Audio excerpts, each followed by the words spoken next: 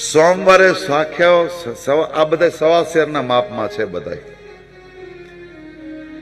શિવ મંદિરે સોમવારે ચોખાનો સાખ્યો, આખા ચોખા, કણકી વાળા નહીં,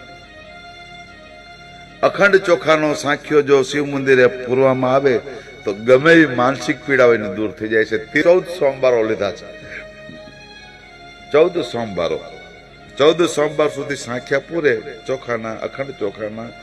એટલે કોઈને માનસિક પીડા હોય તો પીડા તરત મટી જાય, વગર દવાએ મટી જાય છે ને.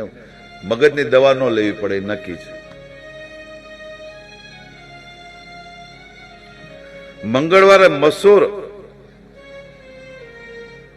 નો સાખ્યો કરે અથવા મઠનો સાખ્યો કરે તો એને ગમે એવો મંગળ દોષ હોય તો એ નાશ પામે છે, ગમે એવો હોય. પછી મંગળ દોષની વિધિ કરવી ન પડે. આ એક અનુભવી મહાપુરુષ, એક સંતે, એક મહાત્માએ બતાવેલો પ્રયોગ છે અને અમે આ પ્રયોગ કરવી છીએ અને કેટલાયને આ પ્રયોગથી સારા થયા છે, પરિણામ મળ્યા છે. શરીરની પીડા હોય,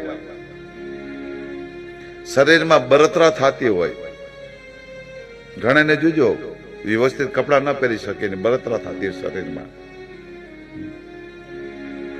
તો એ મંગળવારે 14 મંગળવાર ભગવાન શિવના મંદિરે સાખ્યો પૂરે સવા શેરનો મઠ અથવા મસૂર, આપણે મસૂરની દાળ આવે તો એનો મંગળ દોષ પણ મટી જાય છે, શરીરની પીડા પણ મટે છે અને શરીરની બળતરા પણ મટે છે.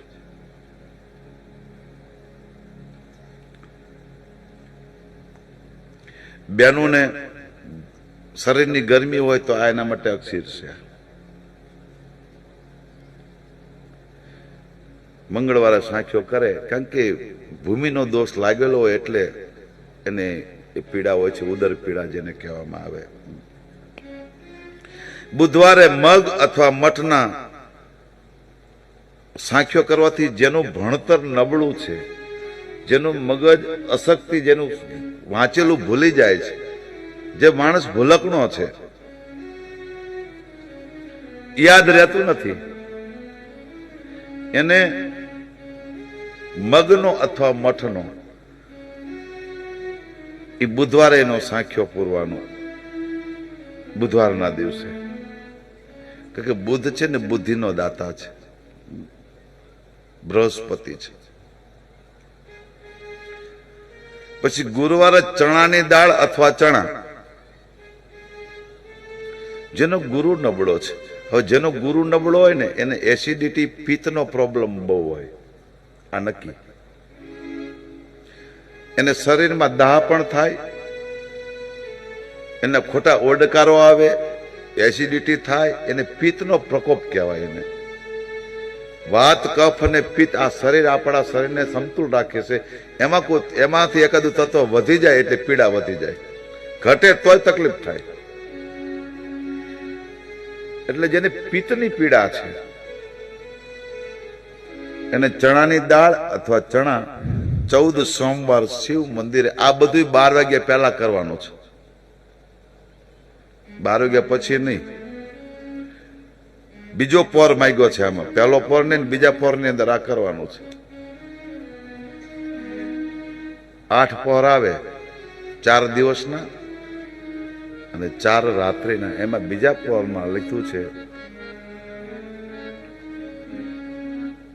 હવે પૂછે કે પોર એટલે શું? હમણાં કોઈ પૂછવાનું પોર એટલે શું? 12 કલાકના 4 ભાગ કરી નાખો એટલે કેટલા થાય? 12 ના અડધા 6, 6 ના અડધા 3 કલાકે પોર બદલે.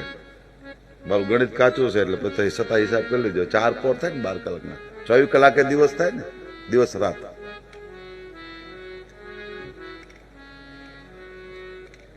શુક્રવારે સફેદ તલનો સાખ્યો કરે,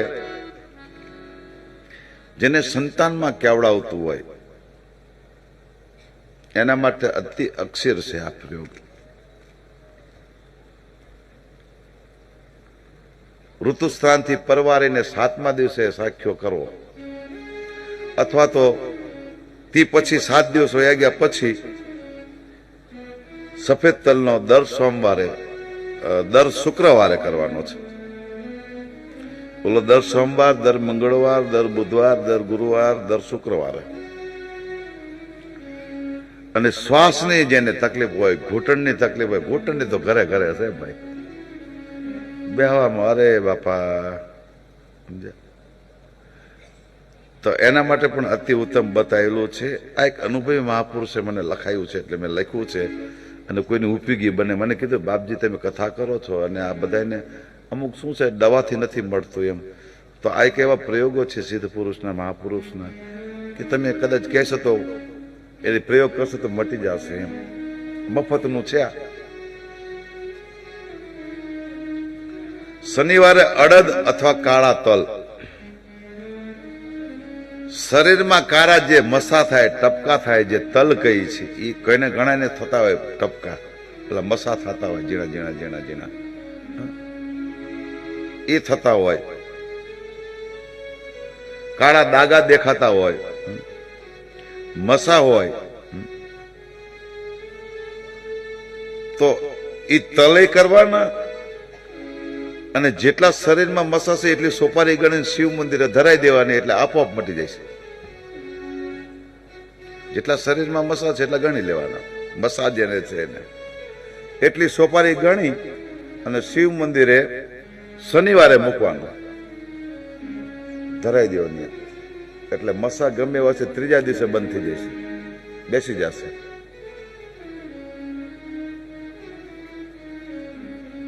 રવિવારે તુવેરની દાળનો સાથીઓ બતાવ્યો છે. સાખ્યો જે અચાનક ખર્ચ આવે, આપણે જે ધાર્યા ન હોય, આપણે એમ થાય કે મૂડી ભેગી થઈ છે, આજે આ વસ્તુ ઘરમાં લાવી છે, ફાણું લાવ, તો અચાનક ખર્ચો આવી જાય.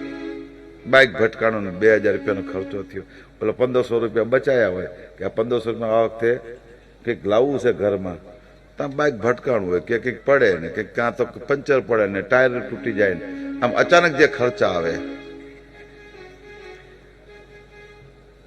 એ ખર્ચા બંધ થઈ જાય, લક્ષ્મી સ્થિર થાય. અને શેરડીનો રસ બતાવ્યો છે, પણ એ તો આખો પ્રક્રિયા આખી અલગ છે.